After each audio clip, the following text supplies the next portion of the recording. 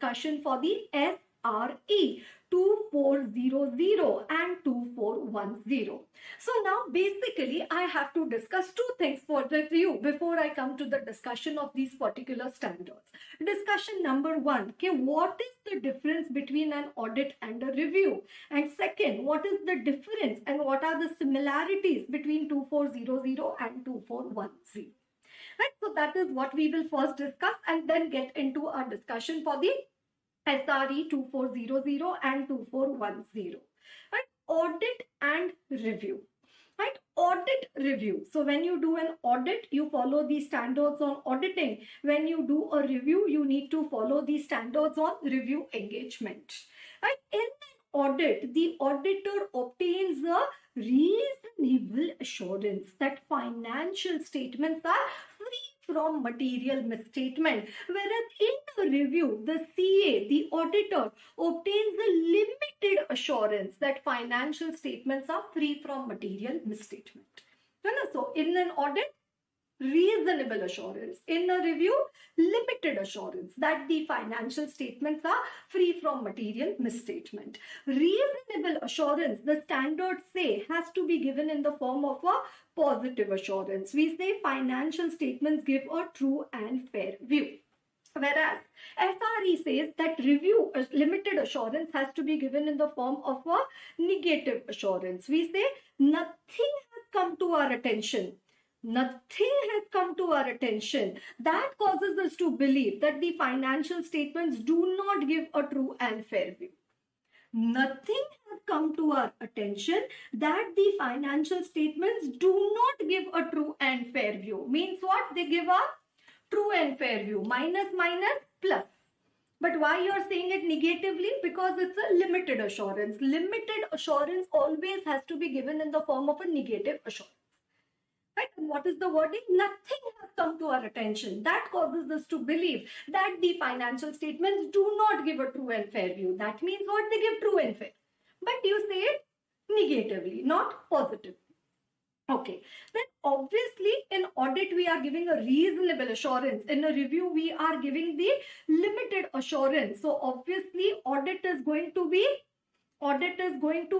more in scope as compared to a review, whereas review is going to be less in scope as compared to an audit. Very simple, yeah. Audit there are 38 standards, whereas for review you only have the 2 standards on the review engagement. So audit is supposed to be more in scope as compared to a review. Right? So audit more in scope, whereas review would be less in scope. Okay, right. In audit, what opinion we give is called as the audit opinion. We call it as the opinion of the auditor. Whereas in a review, with this the opinion, but here we say it is a review conclusion. It is a review conclusion. In audit, there are mainly the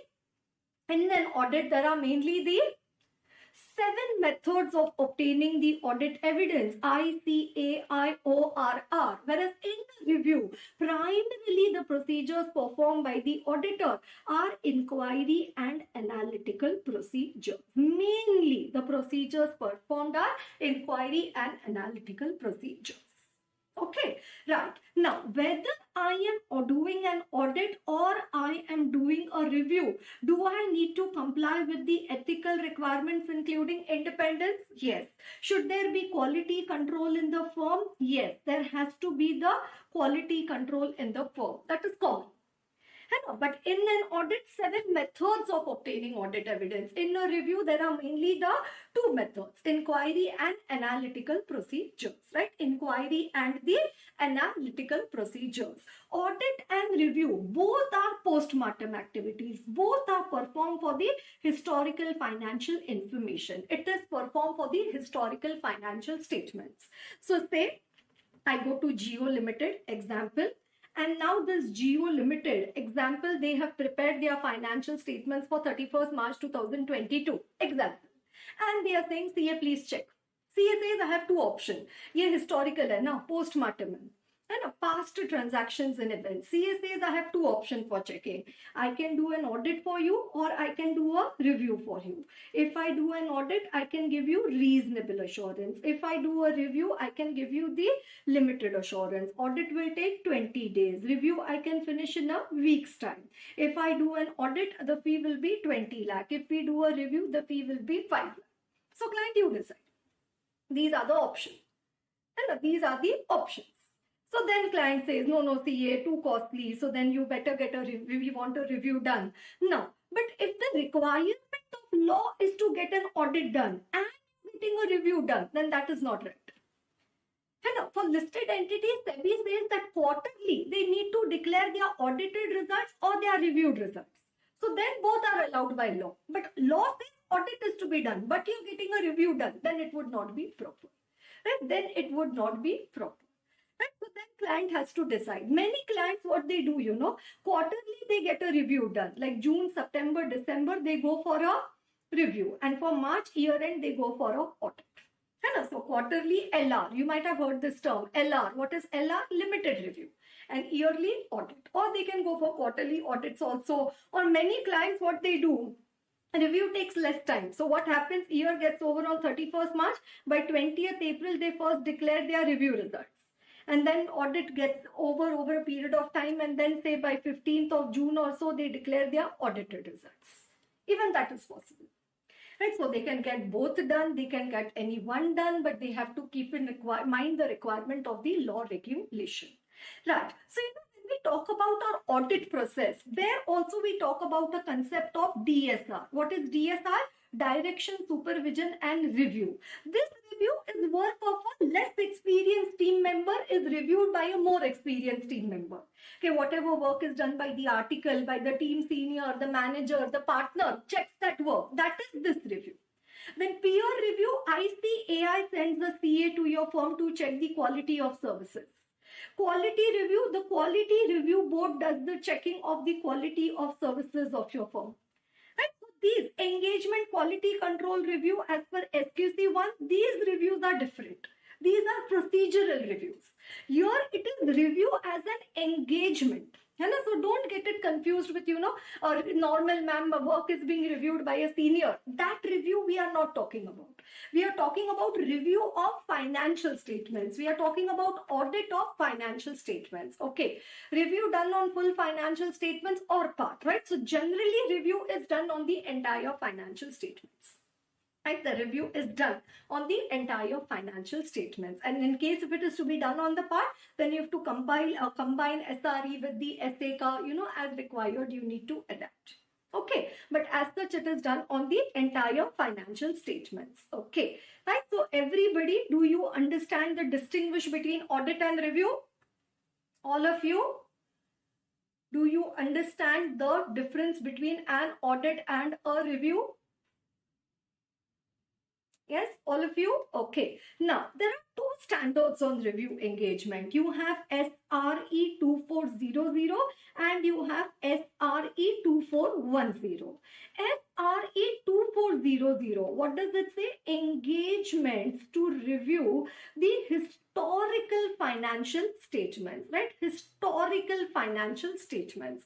And SRE 2410, it is review of interim financial information performed by an independent auditor of the entity. Can anybody identify any difference in these two?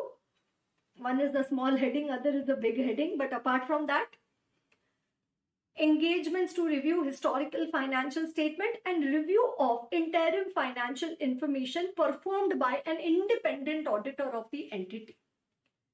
That means in the case of SRE, what? That means in the case of SRE 2400, yes, the person doing the audit and the person doing the review are alag, different. Audit is being done by PwC, review is being done by KPMG. Whereas in 2410, the person doing audit and review are same. No, audit is being done by PwC and the review is also being done by PwC.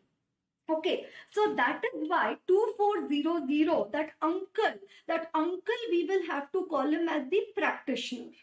The person doing audit is auditor, person doing review is not reviewer, person doing review is practitioner. But here it is the auditor who is doing the review. So here the uncle, we can call him as the auditor. Then SRE 2400 is talking about historical financial statements. So you can generally take it for a complete financial year. Whereas here it is specifically talking about the interim financial information. So that is specifically talking about your June, September, December quarter. And interim financial information performed by an independent auditor of the entity. Are you understanding that, everyone? So SRE 2400, engagements to review historical financial statements. 2410, review of interim financial information performed by an independent auditor of the entity. Person who is doing audit, same uncle doing review. And here, person doing audit, person doing review are different. Are you understanding that? Okay. So here we have to call him as the practitioner and your auditor. So it says the CA has, the auditor of the company has been appointed to review the financial statements. Then you have to go to 2410. They say a CA has been appointed to do the review. Then you have to come to 2400. Right? And then this is historical financial statements, and then this is the interim financial information. Relatively, SRE 2400 was an old standard which has been revised, whereas SRE 2410 is a relatively, that's pretty old now, but relatively a new standard. Earlier institute had only one standard, 2400. Later on they came up with one more standard, 2410. Right, 2410. Okay, and what are the two procedures that the CA can use in case of a review engagement? Can I use all my 7 colors? I, C, A, I, O, R, R. Can I use all my 7 colors when I'm doing a review? No. What are the 2 colors mainly which you make use of? Mainly the colors used are the, which methods are used? Inquiry and analytical procedures. Correct. Inquiry and analytical procedures. This is what you have to remember as the thumb rule. Then what you have to remember, what type of an assurance is being given by the CA? Limited assurance. How is limited assurance given? It is given in the form of a negative assurance. You say nothing has come to our attention that the financial statements do not give a true and fair view, or they are not prepared in accordance with the AFRF. Right? Do you get these two discussions which I wanted to have with you? One, what is the difference between an audit and a review? And second, what is the difference between the SRE 2400 and SRE 2410? Right? Again, what we are going to discuss in these two standards is APR. What is APR? Acceptance, planning, performing, and reporting. Right? What we are going to discuss in these two standards again is the acceptance, then the planning, performing, and then the reporting.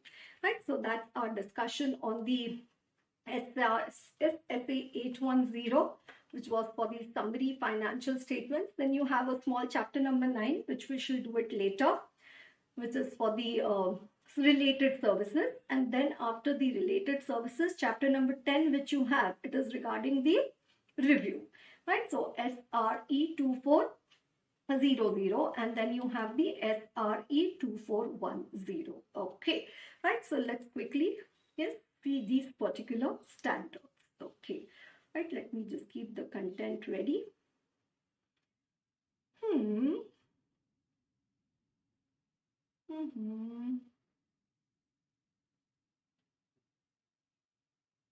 Yes, your 2400. Okay, right. So now let's talk about the SRE 2400, right? So one, what does it say? Review is a limited assurance engagement, right? So what do you say? You reduce the engagement rim. It's greater than the reasonable assurance, right? So you're not giving the reasonable assurance, but you're giving only the, is limited assurance, right? So again, it says lower level of assurance than an audit, and review is related to financial statements, just like you do an audit of the historical financial information. And for a review, what are the two standards? SRE 2400 and 2410. Engagements to review historical financial statements and review of interim financial information performed by an independent auditor of the entity. And is SQC applicable to review? Yeah. SQC is mother standard, whether SA, SRE, SAE, SRS, whatever you do, you have to maintain the quality. Okay, with that, coming to SRE 2400, engagements to review historical financial statement. What does it talk about? The practitioner. Oh my God, why are they calling this fellow practitioner? Why not calling him auditor? The practitioner's responsibility when engaged to perform a review of historical financial statement and the form and content of the practitioner's report. Here they are not saying auditor's report. They're saying they're not saying review report also. They're saying practitioner's report. Why? Because the person who is doing the audit has not been appointed to do the review. It is another CA who is appointed. Okay, right? And again, enhance the degree of the confidence of the intended users, and again obtain the limited assurance, right? So the limited assurance, and mainly the procedures performed are inquiry and analytical procedures. And then it says, if you become aware of any matter that causes the practitioner to believe that financial statements, MMM, what is MMM? You know, materially misstated. You know, RMM also, no, risk of material misstatement. Now here what they talk about is MMM, may be materially misstated. No, may be materially misstated. Then he needs to perform the additional procedures. Right? Then he needs to perform the additional procedures. And 2400, when the review is being done by a practitioner who is not the auditor.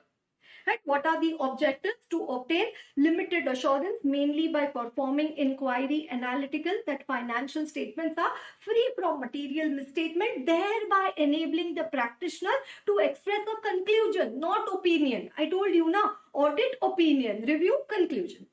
Right? To express a conclusion that whether anything has come to their attention, they are not prepared. So you say nothing has come to our attention, that they are not prepared, and then give a report. And if CA thinks that this company, this entity, they should have got an audit done, but because they are very miserly, they don't want to spend the money, that is why they are getting a review done. CA says bye-bye, I will not do the review. Right? In cases of limited assurance cannot be obtained and a modified conclusion is insufficient, the SRE requires the practitioner to disclaim or withdraw from the engagement. Right. Even in case of review engagement, does the CA need to comply with ethical requirements? Yes. Does he need to comply with the requirement of independence? Yes. And now, client is telling CA, you say, ma'am, I get so many calls every day. Now this client is calling and telling me, CA, we want you to come and do the review of our historical financial statements.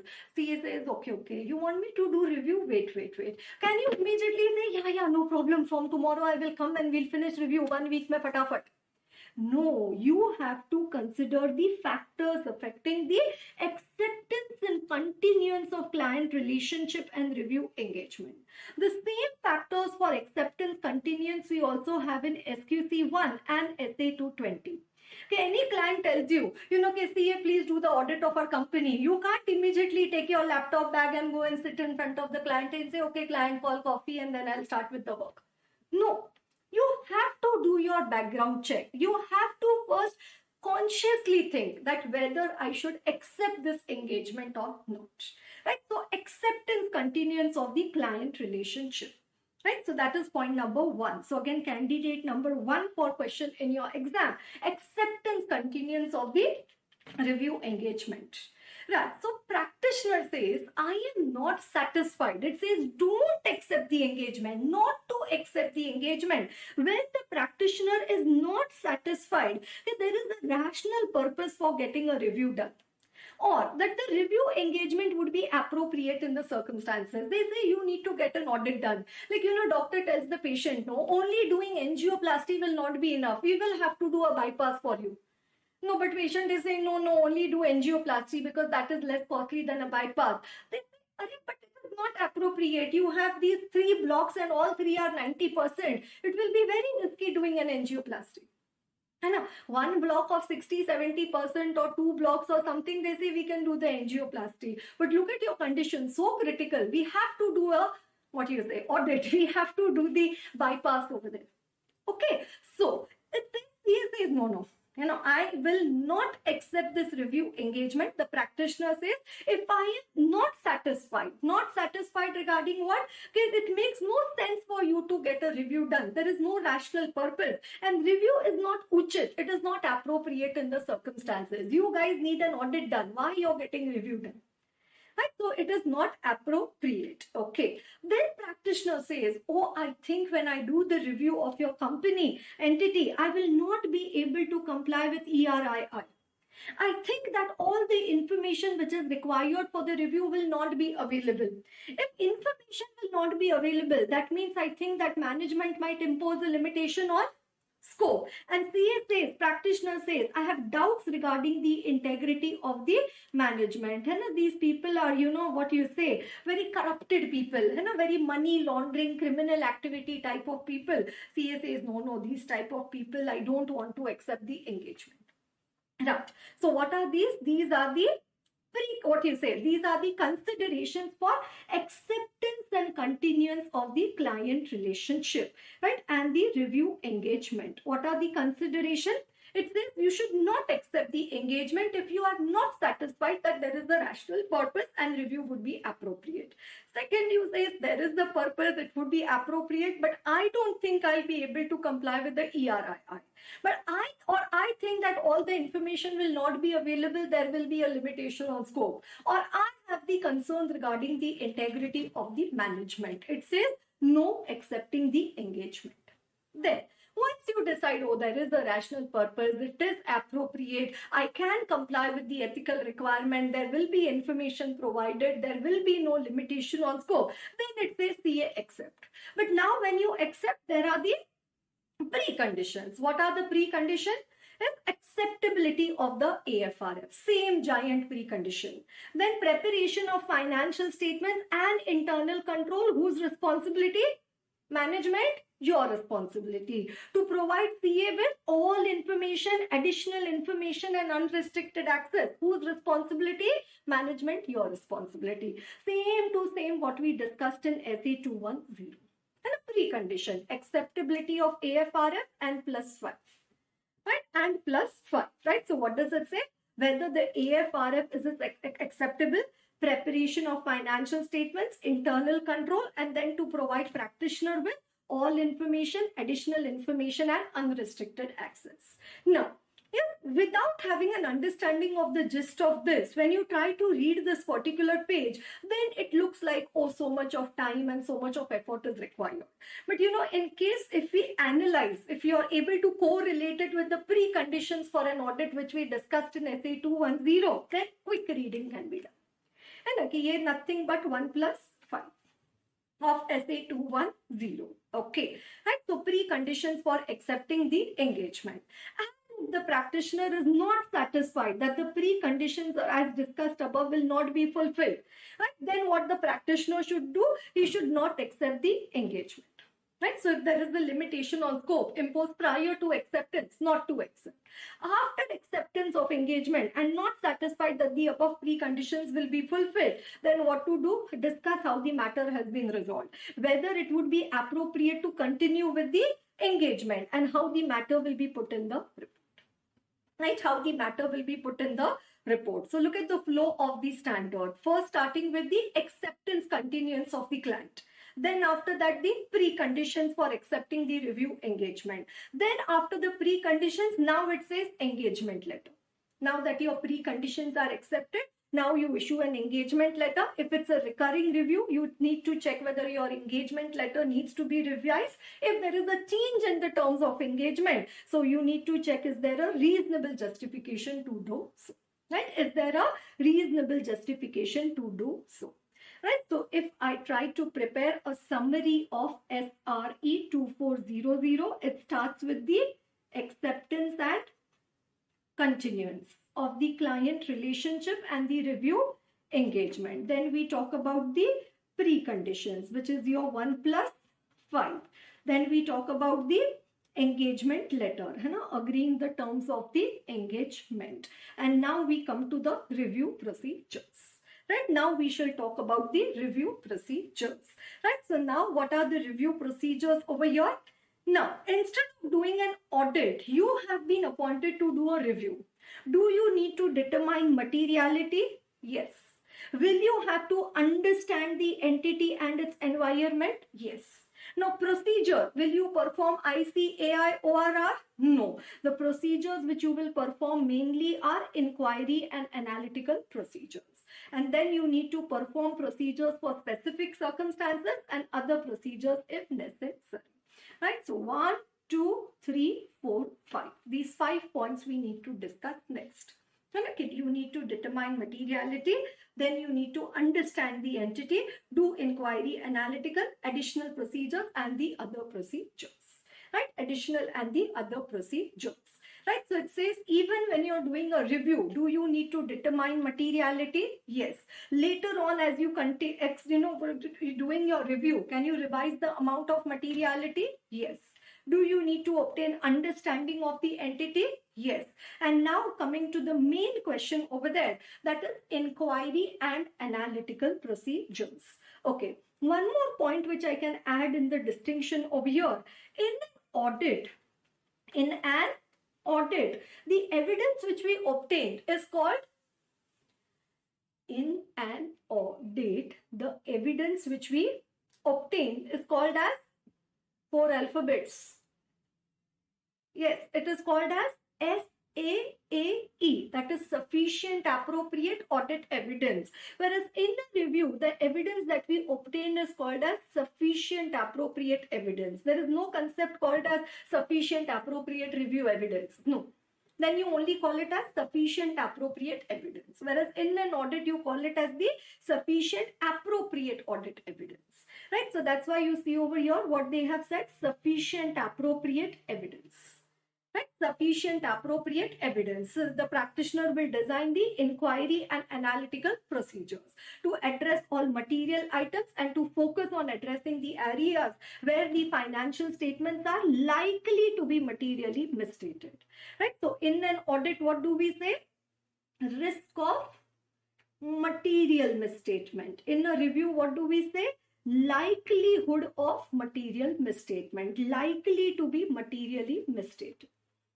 Likely to be materially misstated. In an audit, we say risk of material misstatement. Right? So in a review, what you want to do, obtain sufficient appropriate evidence. For that, you need to check where all the financial statements are likely to be materially misstated. And the procedures performed by you are primarily going to be what? Inquiry and analytical procedures.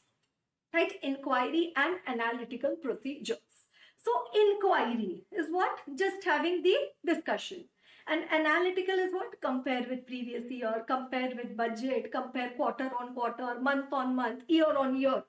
That is analytical procedure. But now say I have to do the review of the historical financial statements, and there is one important contract that the company has entered into. Now, how much I will inquire about the contract? Now, acha, 50-page contract. Can you tell me everything that is written in the contract? They say, Arey, rather than I telling you, 50 pages of what is written, you read it on your own. No. You say, no, really, I would have read it. But I have only 2 colors with me. No, I only have inquiry and analytical.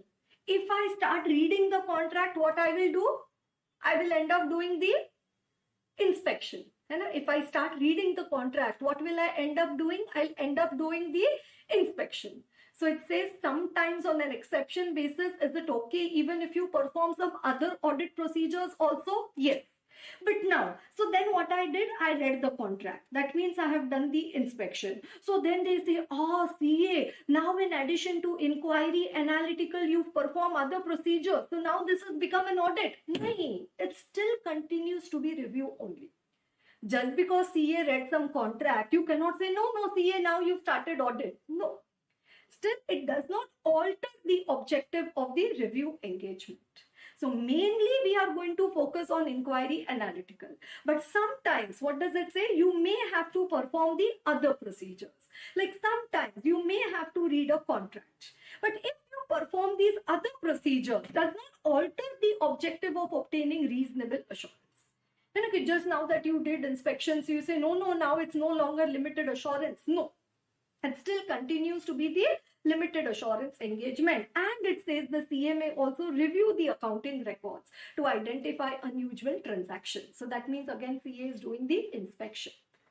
Right? So mainly what you should do, inquiry analytical. But if on requirement basis you perform some other procedures, does that change your objective of the review engagement? No, it does not change your objective. Okay. And now it talks about inquiry and analytical procedures. Right? It says what are the two procedures that you perform is inquiry and analytical. Okay. So inquiry, you're having the discussion, right, with the people in the organization. What all will you make an inquiry about? Point number one, you will inquire about the accounting estimate. So that is 540. You will discuss the matter regarding the identification of related parties. That is point number two. Right? Then you will also discuss about the complex unusual transaction. Point number three. You will also discuss about the existence of actual suspected or alleged fraud. That is point number four. You will also discuss about events occurring between date of financial statements and practitioner's report. That is nothing but your subsequent events, SA 560. You will also check for the basis for the management's assessment of entity's ability to continue as a going concern. Then events or conditions that cast a doubt on the ability to continue as a going concern, and material commitment, contractual obligation and contingencies that had affected the financial statements. Right? So these are the matters you will inquire about. What is matter number one? You will inquire about the estimates. 2, you will inquire about the how they identify related parties. 3, how they identify complex unusual transaction. Then the actual suspected or the alleged fraud. So that is your SA 240. Right? Then after that it talks about the subsequent events. Then going concern, events or condition, and the material commitment, contractual obligations or so. Then it says this inquiry you can make of financial data, but you can also make it of the non-financial data. Right? So one, you make inquiry of these 8 matters. Next, you can make inquiry of the non-financial data. Third, it says you can also make inquiries regarding the actions taken at the meeting. See, generally what I will tell client, give me the minutes of the meeting, I will inspect. But here, can I inspect? No. So what I do, I inquire about the actions taken at the meeting. I inquire about the communications received from the regulatory agency. I inquire about the matters arising in the course of applying the other procedures. Right? So these are the other inquiries, right? So what other inquiries you could make about actions taken at the meeting, any communication from regulatory agency, and any other matter. And based on the response of the management, you can also do the further inquiries. Right? So in your exam, on this one point of inquiry, can there be a retail question? Yes. Right? Can there be a retail question? Yes. Okay, when you're doing inquiry as a part of your review procedures, what all do you inquire about? So one, you inquire about these 8 matters. Then after these 8 matters, you also inquire the non-financial data. Then you also inquire about the actions taken, regulatory agency, and the other matters. Then it says based on the responses to the inquiry, you can make the further inquiry. Okay. And in addition to inquiry, what is the second procedure? It is analytical procedure. So you use the data which is there in the system, and you in the accounting financial statements, and you do the analytical procedures. Okay. So this is what inquiry you do, what analytical you do. Now next question is, why do you do inquiry analytical? Why? There were 7, no? Inspection, confirmation, analytical, inquiry, observation, recalculation, reperformance. But why these 2 only won the election? Like Modi and Yogi, why these 2 only? Inquiry, analytical procedures. Why these 2 only won the election? Why these 2 were selected for doing the review engagement? Why these 2 were selected for the review engagement? 1, inquiry. If you want to know about the management's intent, you always need to make inquiry. And if you want to read somebody's mind, you have to analyze what is going on in their mind. For that, you have to inquire only. And you cannot read or get a confirmation or something. Right? So you have to do the inquiry when you want to know about the management's intent. And management's intent, what does it say? Other evidence for management's intent may be limited. Right. Now, whether management walks their talk, last year also they said, oh, next year we are going to change our accounting policy. You see, last 10 years they are saying we'll change our accounting policy, but they never change. So, their past history of carrying out the stated intention, okay, whether they walk their talk or they say big things, they do nothing. So that intent of the management of executing their plans also, that also you come to know on the basis of the inquiry. Right? Then application of professional skepticism in evaluating the responses is also required. So one, you require inquiry to check for the management's intent. Second, you require to do inquiry to identify where all there is a possibility of LMM and the likelihood of the material misstatement. Right? So these are first 2 points why the inquiry is done. And next point over there, okay, why analytical procedures are performed. Right? So one question, why inquiry? To help you check management's intent and to identify likely of material misstatement. And now why analytical procedure? It helps you to identify again where there is an LMM, likelihood of material misstatement. Then wherever there are inconsistencies. Okay, last year traveling expense 70 lakh, this year 8 crore. Right? So it helps you to identify the inconsistencies. Then it also helps you to find the corroborative evidence, additional evidence, supportive evidence, and based on that you perform the additional procedures. Right? So again, a very important question, why inquiry analytical procedures? Why inquiry? Management's intent and LMM. Why analytical procedures? Again, LMM, inconsistency, corroborative, and the additional procedures, right? And the additional procedures. Okay. Right. Then it talks about procedures to address specific circumstances. So, review is like a limited version of an audit. It's like a mini version. And rather than doing an audit, review is done. So in review also, will you check related parties? Yes. Will you check for fraud, non-compliance? Yes. Will you check for going concern of the entity? Yes. So even that is covered in the review, right? So those are the, yes, in a review also, may it happen that the branches are audited by branch, the branches are reviewed by the branch practitioners, or you have to use the work of an expert? Yes. Right? So these are the next set of consideration. If you remember at the beginning, we had seen 5 points over here. What 5 points? Determining materiality, understanding the entity and its environment, inquiry, analytical procedure, additional procedures, and other procedures. See over here. Materiality, understanding, inquiry, analytical, then specific circumstances and other procedures if necessary. Right? So we discussed materiality, then understanding, then inquiry, analytical. Right? So what inquiry you do, what analytical you do, then why you do inquiry and why you do analytical. Then you come to the point number 4. Okay, what are the additional procedures? Right? So you check for going concern. Right? You check for the related parties. You check for fraud, non-compliance with law, regulation, and so on. Okay, right. Now coming to the next one, additional procedures when practitioner becomes aware that financial statements may be MMM. What is MMM? What is MMM? That financial statements. See, first, when you did your understanding of the entity and its environment, you came to know where they are likely to be materially misstated. And LMM, that is the likelihood of the material misstatement, that is risk of material misstatement.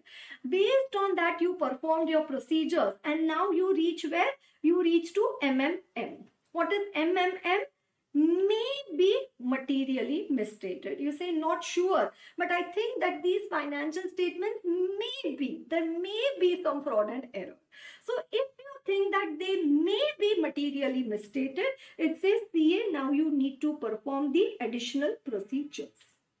Right? How much additional procedure should I perform? How much additional checking should I perform? It's there still the time. You don't reach to right? Till the time you don't reach to not likely to be materially misstated or materially misstated. So you're still floating in between whether I should do CA, whether I should not do CA, whether I should write group 1, whether I should write group 2. So you're still in that dilemma situation. It says keep on performing the further procedures till the time you reach to a conclusion that I am writing only, I'm not writing both groups together, or I am writing both groups together. So at what stage you are? You are at a stage which says may be materially misstated. It says when you are at may be materially misstated, keep on performing additional procedure till the time you don't reach to not likely to be materially misstated or materially misstated. Sometimes what happens after you perform these additional procedures, you are still at likely to be materially misstated. So it says if you are at likely to be materially misstated, further perform additional procedures till the time you don't reach A or B. And A or B is what? A is not likely to be materially misstated or B is materially misstated. Right? That is what, if you see it over here, that's what you will understand, right? So if the practitioner becomes aware, that causes the practitioner to believe that the financial statements MMM may be materially misstated, he will perform additional procedures. How long? Till the time he reaches NLMM, not likely to be materially misstated, or he reaches MM, which is materially misstated. Now, what are these additional procedures he can do? He can do additional inquiry, additional analytical procedure, or other types of procedure, like test of detail, confirmation. And like there we started reading the contract inspection. Now here you're going one step beyond. You're doing confirmation. But that does not change your objective of the review engagement, right? So what are the additional procedures and how long do you perform these additional procedures? Till the time you reach to not likely to be materially misstated or materially misstated. That is A or B. And what is 3? You may still be hanging only. Okay, likely to be materially misstated. If you're still hanging with likely to be materially misstated, it says keep on performing additional procedures. And how long you perform the additional procedures? Till the time you don't reach to A or B above. Till the time you don't reach to A or B above. And you say, okay, you are not able to reach to A or B above. So continue performing procedures till you reach A or B above. Or you say you are not able to conclude. Then what you do? Consider it to be a scope limitation and say that it is not possible to form an unmodified conclusion. Right? So may look very, what you say, probably confusing, but I have already analyzed it for you and told you that this is what they are telling you over there. Right? So you say whether they are likely to be materially misstated, you do inquiry analytical, you come to note that there is a MMM, may be materially misstated. So you perform additional procedures till the time you reach A, B or C. If A or B, finish, matter is over. But if you reach C, that is still you are at LMM, likely to be materially misstated. It says keep performing additional procedures till you reach A or B. And if you cannot reach, then that's a scope limitation. Right? Then that's a scope limitation. Okay. Then written representation. Okay, what written representation the CA should take from the management when he is appointed to do a review. Now, generally what happens, no, students say, oh, written representation, okay, let him take whatever. But these are the kind of questions that they are asking in the question bank. And these are the type of question. See, it's a very clear thought process that you have. The moment you look at a question and the thought comes to your mind, hey, this type of question they won't ask. I am telling you, take it in writing. Okay, that's the question which will come in the exam. What you think will come, that too anyways should come. But what you think, hey, this type of question, CA final level, this type of procedural question that doesn't come, what they are just writing this. I'm telling you, those are the ones which come in the exam. And ICAI has a target of proving your predictions to be wrong. The moment you say this will not come, that has to sit in the exam hall. They did it in FR last time. Okay. Like they do it with one subject at least, and it could spread on, that effect of that could spread on for all the subjects also.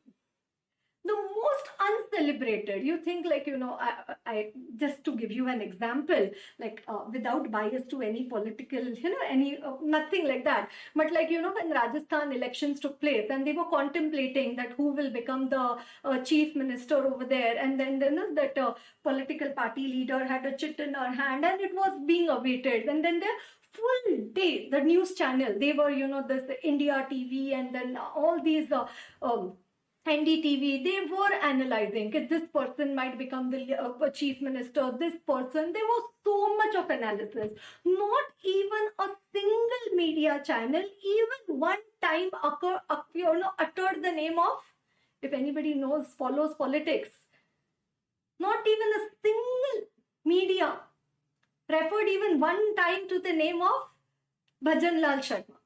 And then when the chit was opened, it was like a breaking news. Okay? Oh, so then on WhatsApp, the message which was going was like, even Bhajan Lal Sharma would not be knowing that he is going to become the CM. Forget about anybody else.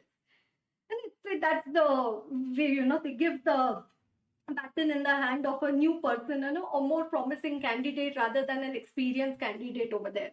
So that when I saw that particular, reaction, and the news channel, how they started immediately converting their points, and so that's exactly, I realized this is what ICI regularly does with the student, that everything that is not predicted comes and sits in the exam hall. Okay, right. So simple logic है ना, नेकी कर दरिया में डाल. You just study everything and go in the exam hall. And don't take the trouble of analyzing or anything, because see, in that also energy is getting utilized, and that risk factor is there, that fear factor is there. So study now. You'll become. Look at the good part of it, Ray. Only 50 marks are required. You say, ma'am, your English is not proper. How you're saying only 50? Honestly, see, the passing percentage is not 75 marks or 80 marks required. Only 50 are required. So 50 marks you don't get also, it is okay. Am I right or am I wrong? See, what I have to get to become a chartered accountant is 50, 50, 50, 50, 50, 50, 150, 150, 300 out of 600, and you become a DCA. Dot chartered accountant. Dot. No wastage of efforts. You say, ma'am, what if I get 70, 70, 80, and if I get 80, 80, and 70? No problem. No problem. Aane do. No problem at all. The more the merrier. This is economic order quantity. But you also have to keep a security margin over there. Right? So let's keep it as 60, 60, 60, because there is normal way, loss in transit also. And there is loss in transit, and so many students thought, okay, old syllabus, that is why institute will be more courteous in making the students pass, and then, you won't have to write in the news. So it was much anticipated that old course results are going to be very great. Rather ICI is great. Okay, right. So it is better to answer all MCQs, even in negative marking. Yeah. So MCQs, so you will become what you say, like pundits, you will become like what I can tell you, like, very competent in solving MCQs once you have absorbed the content of audit. You understand? I can just take you through the important words, but rather earlier it was said that MCQ has increased the marks which you can get in the exam, rather it's more easy. It's not that way. The way the MCQs earlier, you could study like whatever part of the syllabus, and it was like, okay, if a question comes, it comes for 4 marks, or there is no question which comes about the same. But now that one line somewhere written in the book, like an old course, now I always give this example in my class, वो SEBI LODR का chapter था, Audit Committee Corporate Governance. It's listed entities within 21 days from the end of the quarter, they have to submit their CG report to the stock exchange. This CG report, corporate governance report, has to be signed by ABCD. It says Chief Executive Officer and Chief Financial Officer, Chief Executive Officer or Chief Financial Officer, Chief Executive Officer and Compliance Officer, co. है ना, compliance officer or chief executive officer or compliance officer. You are like, ma'am, I had no confusion in my life before these options came. I was very sure.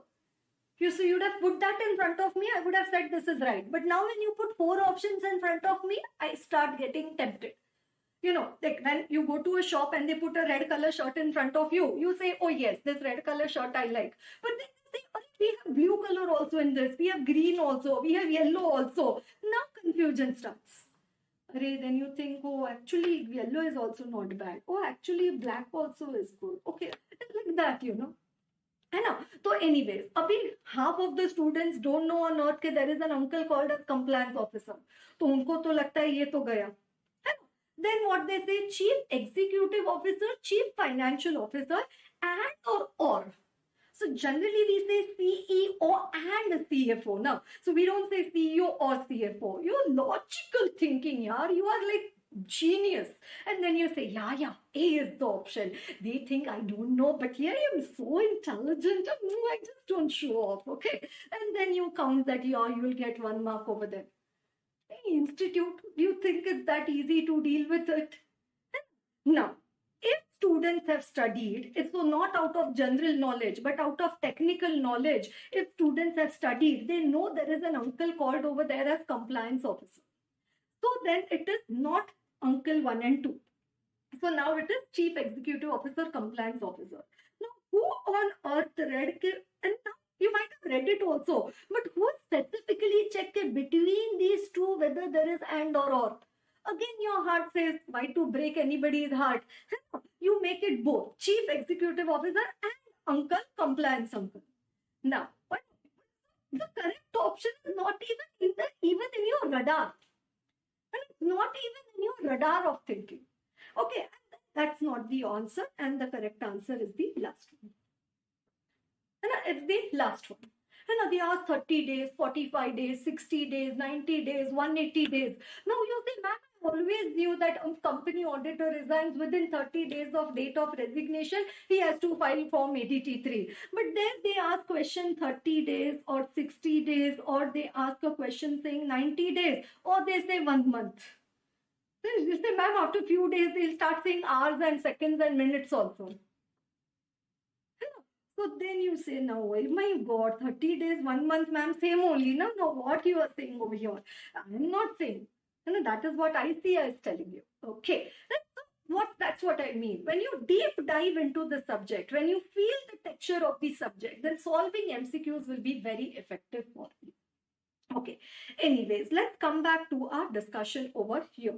Right? So MMM, then NLMM, MM or LMM. If LMM, keep performing the additional procedures. Till how long? Till the time you don't reach the A or B. Okay, right. Then it says, even in case of a review engagement, CA uncle, do you need to obtain written representation? Yes. That management preparation of financial statements, your responsibility to give the CA all information, all transaction, all this is the responsibility of the management. If management has made a written public statement about their responsibility, then the representation above need not include the written representation.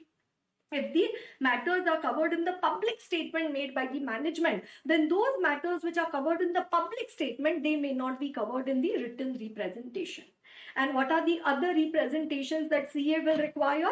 Related parties. So again, that is 550. Then you have the fraud, that is 240. Then compliance, non-compliance with law regulation, 250. Going concern.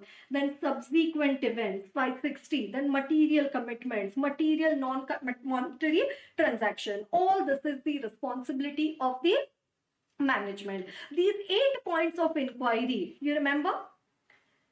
Here we had seen 8 points of inquiry. I had made a list over there of 8 matters of which you make the inquiry. Those 8 matters which are discussed over here, more or less, those same 8 matters is what we are taking the written representation from the management. Right? Is what we are taking the written representation from the management. Okay, wonderful. Yes, so written representation from the management. If management does not provide you the written representation, you discuss the matter, you'll have doubts regarding the integrity, and then you consider the effect on the practitioner's report. Okay. If disclaims the conclusion or withdraw from the engagement, then again you need to consider, right, possible responsibilities under law regulation or so. Okay, right? Then evaluating evidence, okay, whether that SAE, sufficient appropriate evidence, has been obtained. If it is not obtained or it is not sufficient appropriate, then what you do additional procedures. Still, if you are not able to obtain the evidence, then what you need to do, discuss the matter with the management TCWG. Right? An inability to perform a procedure will not constitute a limitation on scope if the practitioner is able to obtain evidence by performing other procedure. That means you are not able to obtain the evidence by performing inquiry analytical, but if you do inspection, you will be able to get the evidence. So, you say, no, in review, I only do inquiry analytical. No, we said on need basis, you may also do the other procedures. And then you have to form the conclusion, right? So here it says whether they give a true and fair view, or in case of the compliance framework, are they prepared? Okay, right? And if you're giving a modified opinion, so now your modified opinion is called as the modified conclusion. So it could be qualified conclusion, adverse conclusion, or disclaimer of conclusion. And then you also need to give the basis for qualified, basis for adverse, and basis for disclaimer of conclusion.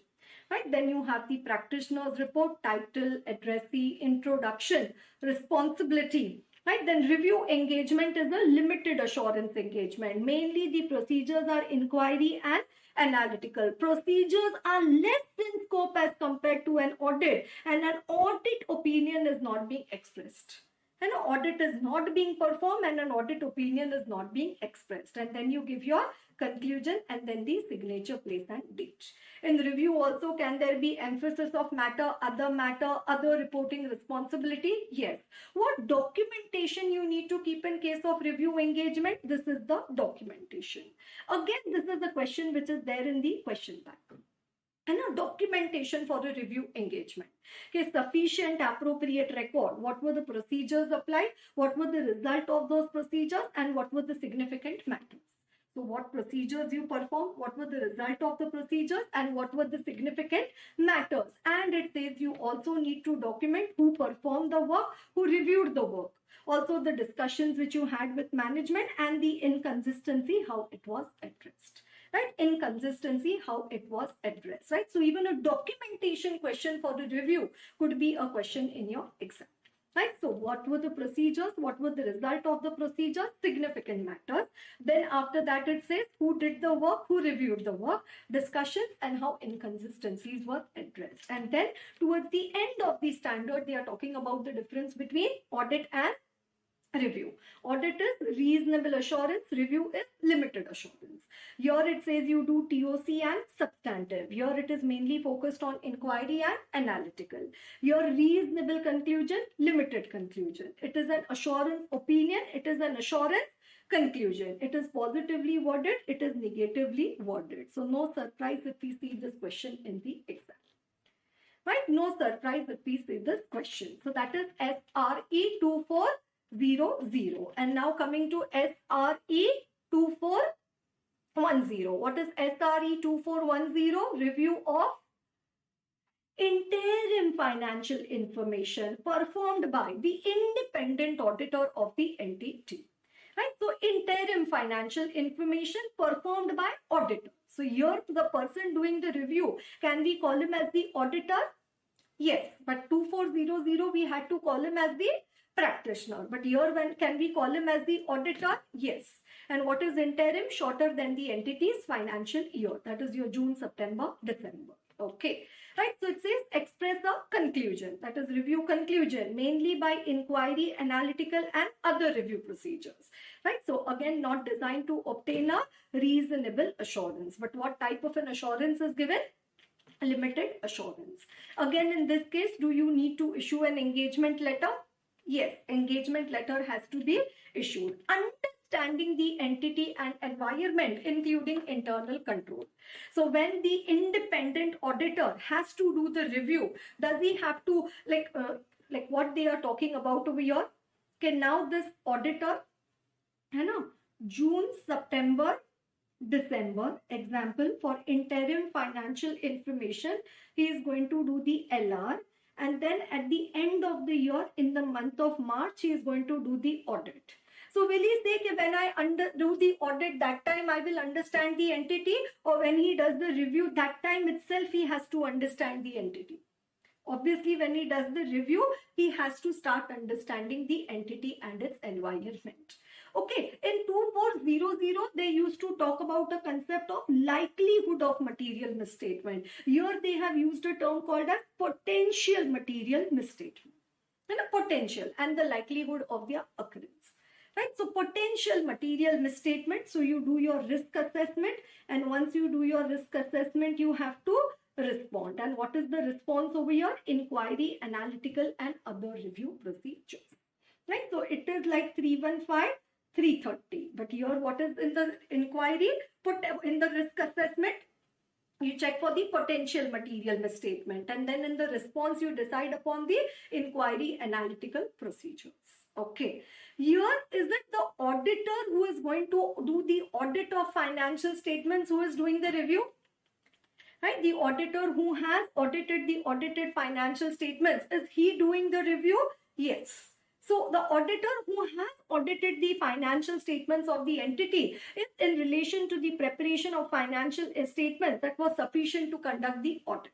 So when he is understanding the entity for doing the audit, that same understanding can he use for the review? Yes, but what he needs to do, he needs to update his understanding. That means what? For 31st March 22, already he's done the audit. So did he already understand the entity and its environment? Yes. Now for first quarter, 30th June 22, he is doing the review. So can he use this understanding of the entity which he already has? Last year he did audit. Now this year, first quarter, he is doing review. So can he use the knowledge of the entity which he already had? Yes, but now he needs to update his understanding. Right? He needs to update his understanding. And now some of the procedures performed by the auditor to update the understanding and its environment are raised to 50 times. You have to revise this. You've already understood the entity when doing the audit. Now you're doing the review. So it says you already know, but now you have to update your understanding. So now it says what are the procedures performed by the auditor to update the understanding of the entity and environment, including the internal control. Right, so how do you update? So one, it says read the documentation of the prior audit or prior year review. Right. Next, it says consider the significant risk, including the risk of management override of control. Very important term in audit. You know, as such, what do we say? That design, implementation, and maintenance of internal controls in the organization, whose responsibility? Management's responsibility. Now, what management is doing? They are ensuring that all the 10,000 employees who are working in the company, that they follow the control. But what management is doing? They themselves are not following the controls in the organization. I always give an example that, you know, doctor is telling everybody, you should exercise, you should eat healthy food, you should exercise, you should take care of your health. But doctor is not eating healthy food, doctor is not exercising. And that is override of control. Right? So if I have to pass an accounting entry, these are the steps that needs to be followed.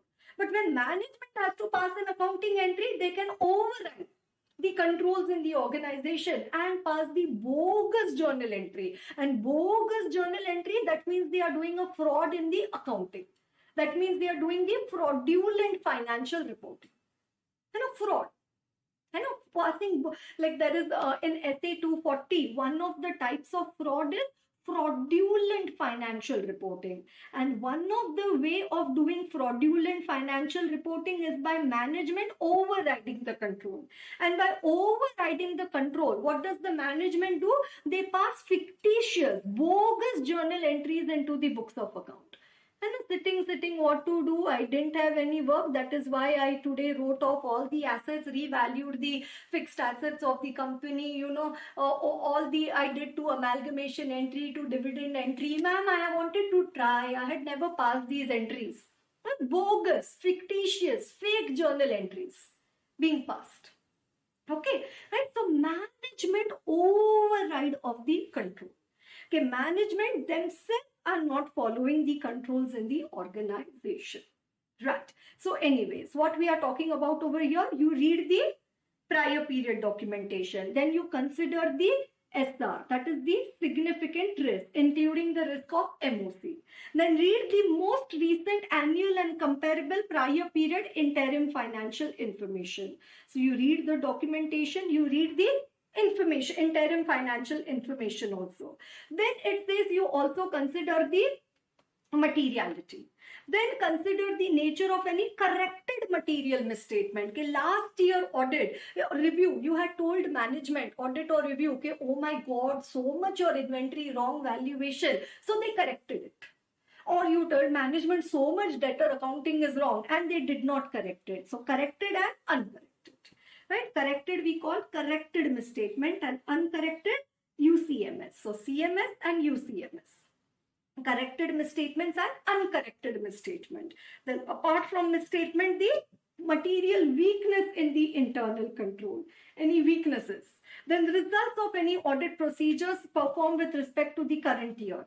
Then the result of any internal audit. Then management's assessment of risk. Any change in the entity's business activity. Any change in the internal control. And process which management is using for preparing the interim financial information. Right? So last year audit review you have done. Now this year first quarter, or you have to do the review. So how do you update your understanding of the entity and its environment? So one, you read the documentation and you read your interim financial information. Right? Two reading. Then what does it say? You consider significant risk, you consider materiality.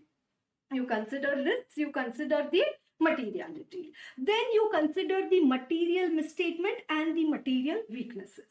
Right? So audit documentation, interim financial information. Then you consider the significant risk and also the materiality. Then you consider the material misstatement and the material weakness and the results of any audit procedure.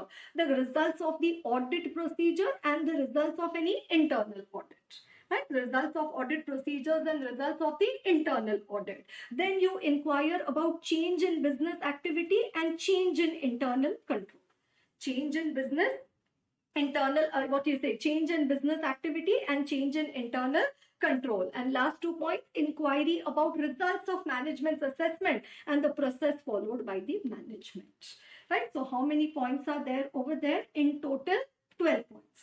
Right? So first 2 points, you read the documentation, you read the interim financial information, then you consider the significant risk and the materiality, then you consider the misstatements and the weaknesses, material misstatements and the weaknesses, then you check into the change in business activity, change in the internal control, and then after that the results of audit procedure, results of internal audit, and the management's assessment and the management process.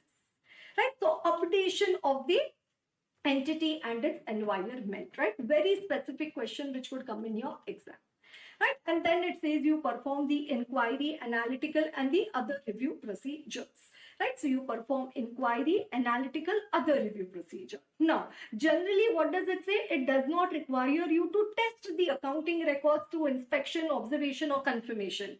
As we already know, okay, out of these 7 colors, which are the 2 colors selected? Inquiry and analytical. So generally we don't use inspection, observation, or the confirmation. But sometimes can it be required to be used? Yes. No, generally it is limited to inquiry, analytical procedures, but sometimes you may also perform the other procedures. Then understanding the entity and environment, risk assessment, materiality needs to be considered, and the procedures which are performed in the review are mainly the inquiry, analytical. But here, though they say inquiry, analytical, what is the first point they are saying? Read the minutes of the meeting. So they are telling you to do the inspection. Then they tell you consider the matter giving rise to the modification in the last year reports, right? So matters giving rise to the modification. So minutes and modification. Then you also communicate where appropriate with the other auditors, that is branch auditors or so. And then after that you make the inquiry, right? Inquiry regarding what?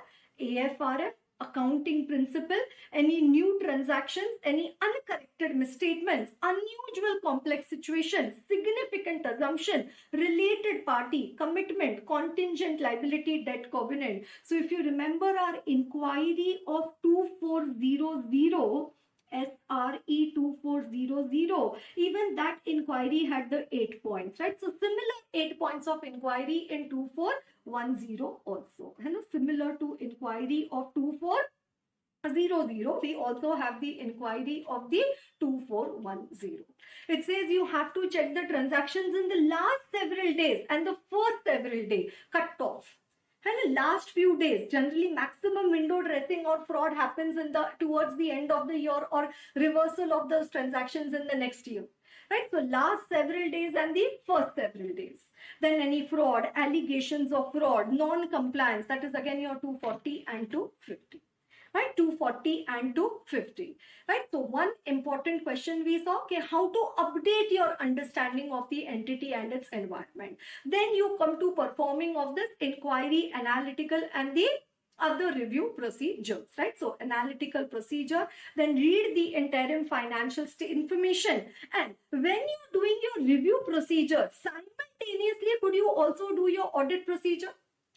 When you're checking it for the purpose of review, it says anyways I'm checking the debtor for review. At the same time, let me finish my audit part also. Yes. Right? It says may perform many of the review procedures before or simultaneously. Right? So earlier an audit procedures could be performed concurrently. They could be performed concurrently. Okay. Right, so that is regarding again the going concern, then the material adjustment, then evaluation of misstatements, that is your 450, management representation, that is SA 580. You need to obtain the written representations from the management. Accompanying information is nothing but your other information of SA 720. Accompanying information is nothing but your other information of 720. So once we study 720, this will be easy to understand. And then it says you need to communicate, right, your findings and then the reporting, right, title, address, the opinion and so. Right, the most important part of our discussion in SRE 2410 is regarding the updation of the understanding of the entity and the procedures, right, and the procedures. Okay.